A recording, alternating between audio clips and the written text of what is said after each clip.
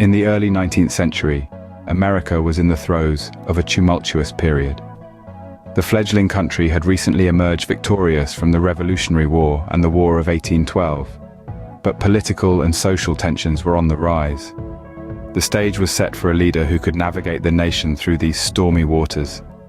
Enter James Monroe, the fifth President of the United States, who took office in 1817. Monroe's presidency kicked off with the era of good feelings, a period marked by a sense of national purpose and a desire for unity among Americans in the aftermath of the War of 1812. Monroe, a Democratic Republican, rode this wave of goodwill into his presidency, aiming to soothe the nation's political divisions.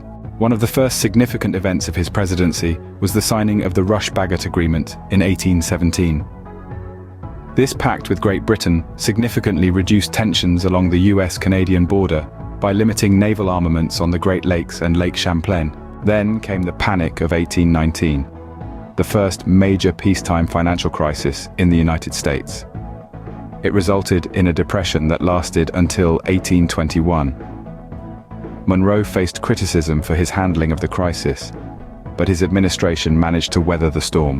In 1820, Monroe, unopposed, was re-elected in what historians call the Era of Good Feelings election. It was the last time a presidential candidate would run unopposed until 1820. In 1823, one of the most defining moments of Monroe's presidency occurred: the announcement of the Monroe Doctrine. This policy declared opposition to European interference in the Americas and has since become a cornerstone of US foreign policy. Monroe's presidency ended in 1825, but his influence on American history continued long after he left office.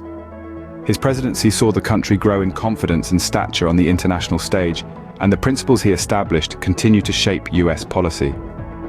The legacy of James Monroe is a testament to his leadership and vision. His presidency was marked by a spirit of nationalism and unity, embodied in the era of good feelings.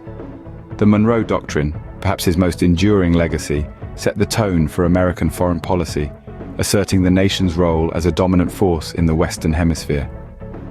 In the years that followed his presidency, Monroe's reputation has grown.